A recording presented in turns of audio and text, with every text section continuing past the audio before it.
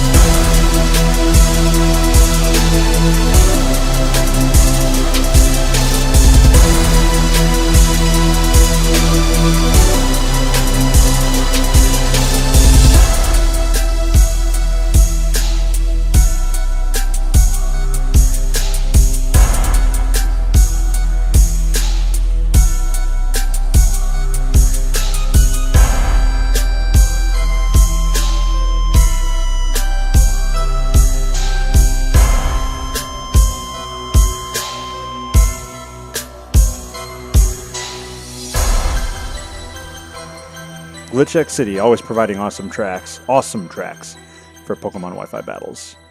As y'all can see, guys, G-Max Charizard in general, a force to be reckoned with in the competitive meta. The Belly Drum King, sweeping through teams and still doing it strong without his Mega Evolutions. Comment, rate, subscribe to my YouTube channel. Join my Discord, Pokemon Battle House 3000. That is the Facebook group I'm in. I am the Fighting Gym Leader. Go ahead and hit us up. Join their Discord too. The link is in the YouTube channel, playingground.gg.